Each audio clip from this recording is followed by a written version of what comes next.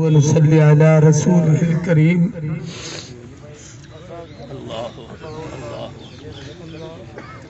أما بعد فأعوذ بالله من الشيطان الرجيم بسم الله الرحمن الرحيم كل نفس ذائقة الموت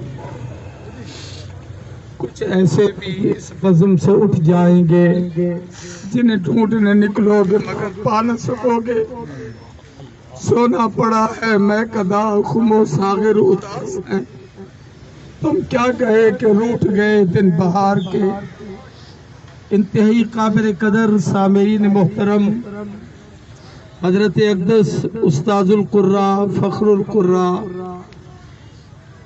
حضرت قاری میاں احتشام الحق صاحب فاروقی دامت برکاتہم اللہ رحمت اللہ تعالی علیہ محتمم دارالعلوم فاروقیہ جامع مسجد نعمان ارشاد کالونی آج ہم ان کے جنازے میں شریک ہیں۔ حدیث پاک میں ہے حضور نے فرمایا کما تحیون تموتون کما تموتون تحشرون، جیسی زندگی گزارو گے ویسی موت آئے گی اور جیسی موت آئے گی قیامت کے دن ویسا حشر ہوگا۔ یہ جیتی جاگتی ایک تصویر ہے کہ حضرت صاحب کی قاری صاحب کی ساری زندگی علماء کے ساتھ، اساتذہ کے ساتھ، قراء کے ساتھ، حفاظ کے ساتھ، مدارس کے ساتھ، دینی اداروں کے ساتھ، جامعہ عبداللہ ابن مسعود میں ایک بڑا محبت کا وقت گزارا۔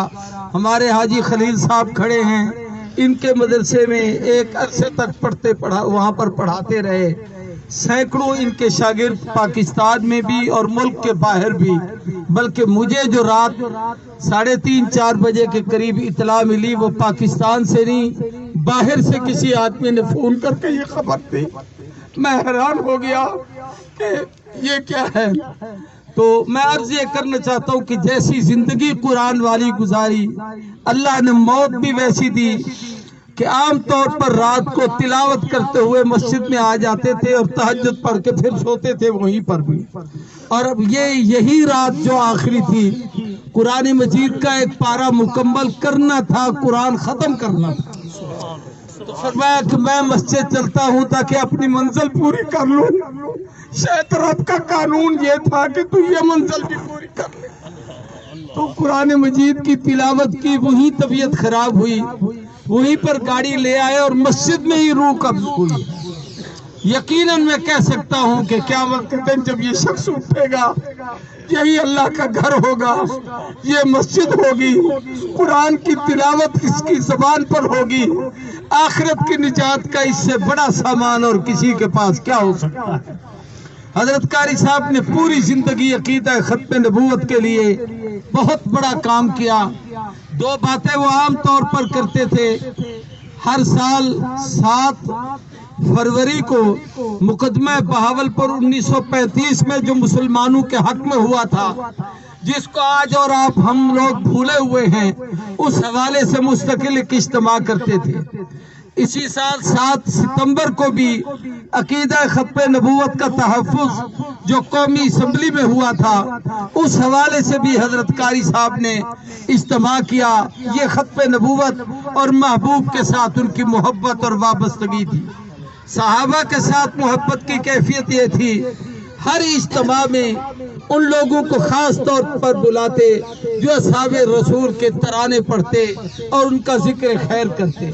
اساتذہ اور علماء اور اولیاء کے ساتھ ایک بڑا ان کا محبت کا تعلق تھا۔ مجھ سے پہلے جیسے مولانا فرما رہے تھے، آخری گزارش یہ ہے کہ ان کا صاحبزادہ عزیز حافظ محمد معاویہ ماشاءاللہ نوجوان ہیں، داڑھی ہے، اور یہ والد نے اپنی زندگی میں شاید رب کی طرف سے ایسے تھا کہ اس بیٹے کی اتنی تربیت کر دے کہ تیرا جانشین بنے۔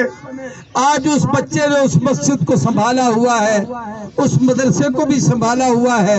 یہ نوجوان میرے ساتھ کھڑا ہے، چونکہ بچہ ہے، حوصلہ اتنا نہیں، ورنہ میرا دل چاہتا ہے کہ جنازے کی امامت بھی یہی کرائے اور یہ آپ حضرات سے کچھ کہے بھی صحیح۔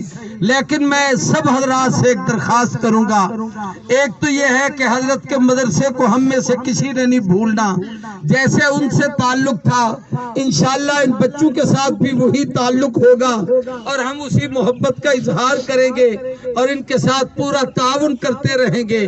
اور دوسری گزارش یہ ہے کہ اس مدرسے کو نہ بھولیے، ان کی مسجد کو نہ بھولیے، ان کے کام کو نہ بھولیے، وہ جس طریقے سے محنت کرتے تھے، جتنے دوست رفقاء اور معززین ان کے ساتھ تعاون کرتے تھے، وہ سارے کے سارے ان کے ساتھ تعاون کریں۔ یہ آپ کا ان کے لیے بہت بڑا صدقہ جاریہ ہوگا۔ اللہ تبارک و تعالی حضرت کے درجات بلند فرمائے، تمام پسماندگان کو صبر جمیل کی توفیق عطا فرمائے۔ ہمارے یہاں بھائی مولانا عمر فاروق صاحب، دیگر علماء کافی تعداد میں علاقے کے بزرگ حضرات کھڑے ہیں، باقی جتنے امور ہیں انشاءاللہ یہ یہاں طے کریں گے۔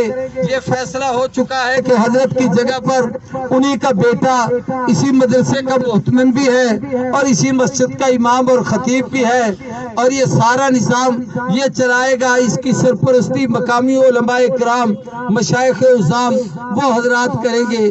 باقی سب حضرات اپنی اپنی صفوں میں آ جائیں۔ سب حضرات نے دیدار کر لیا ہے، پلاٹ پیچھے کچھ جگہ خالی ہے، یہاں اتنا رش نہ کریں تاکہ ترتیب کے ساتھ جنازہ ادا ہو سکے۔